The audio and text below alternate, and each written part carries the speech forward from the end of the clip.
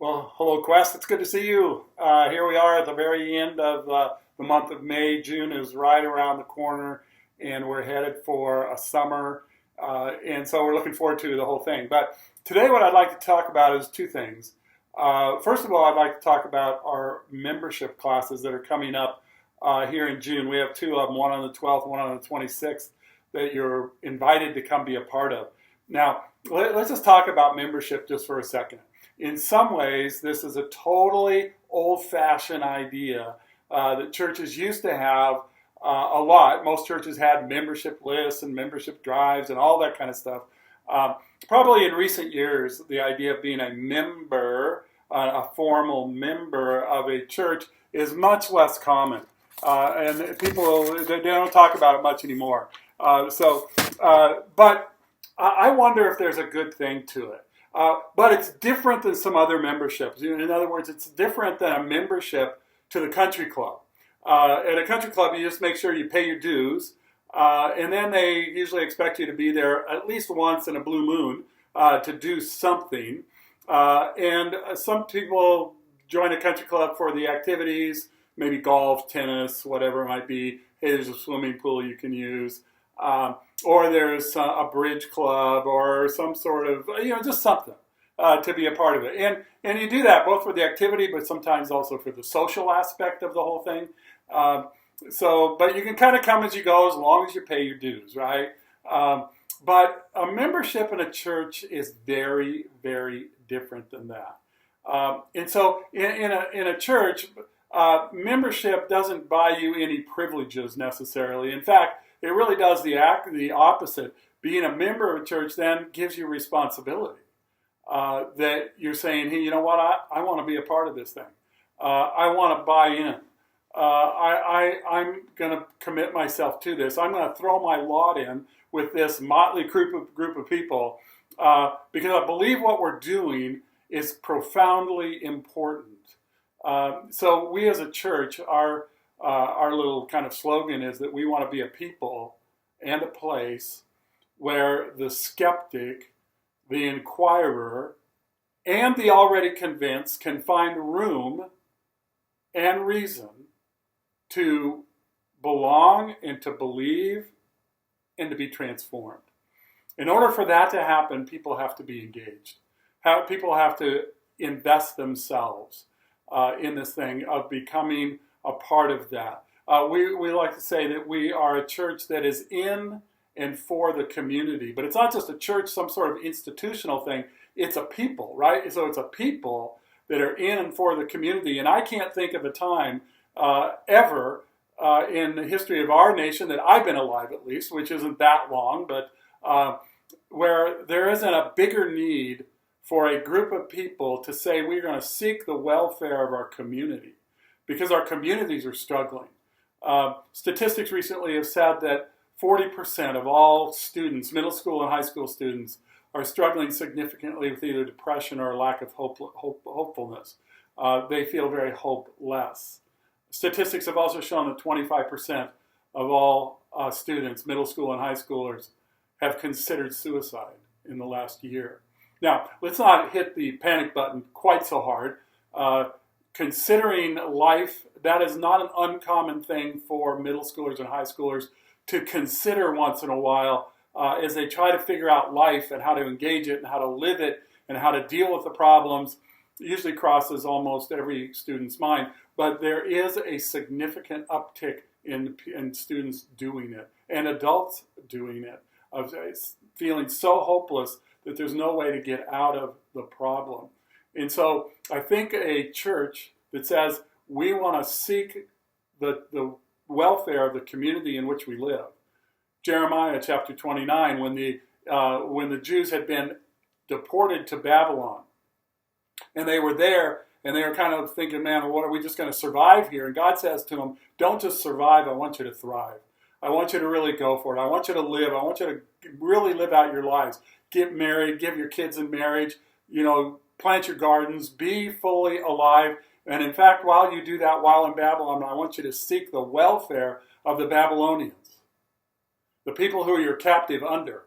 I want you to seek their welfare. And I want you to pray on their behalf. If they won't pray for themselves, I want you to pray for them and to seek their welfare. And in their welfare, you'll get your own.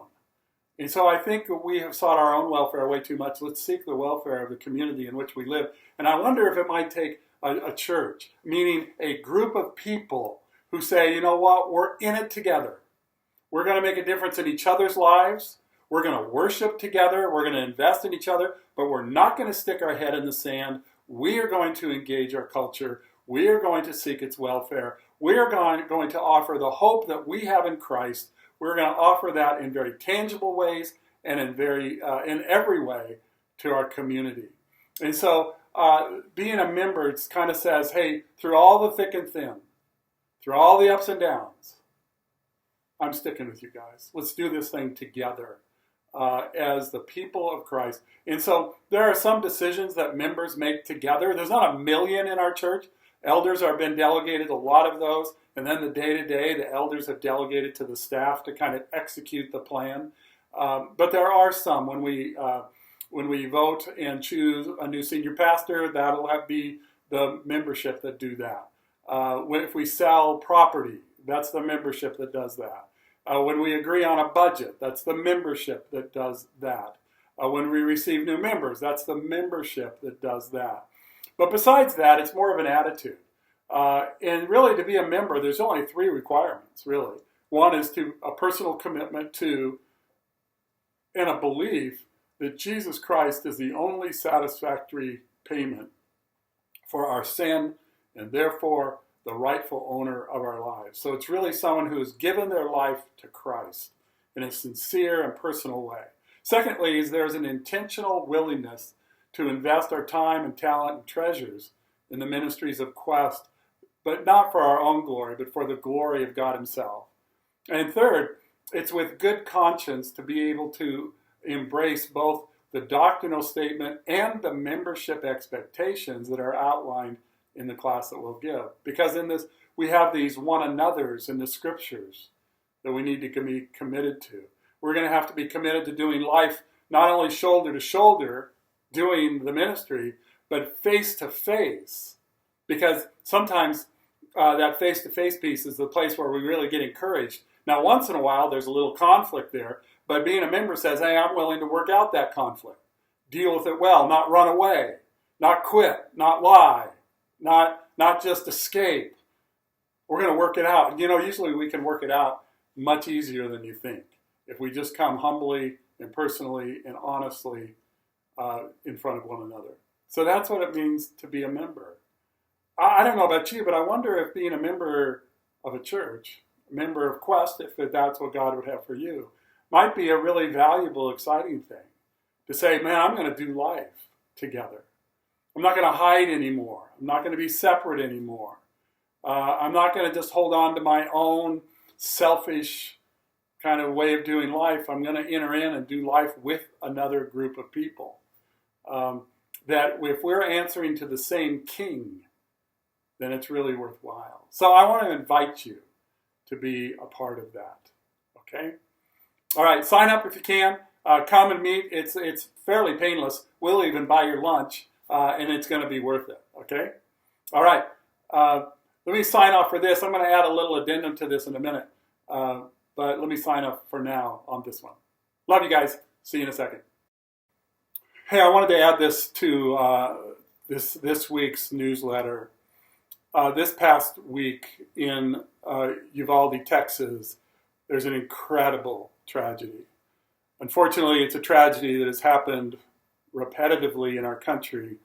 And I think it reflects all sorts of things, and I'm not going to get into all the different political issues that people are wrangling over right now. I don't think that's a productive thing to do. But we, as the people of God, the people of Christ, probably one of the things we could do is enter into, in some way, shape, or form, whether it be from our prayers or in some other way, enter into the human hurt and tragedy and the pain that 21 families are going through, 19 students, 2 teachers, in this amazing tragedy that happens repetitively in the United States. Obviously, it comes from a very demented and evil people who grab onto something and do something like this.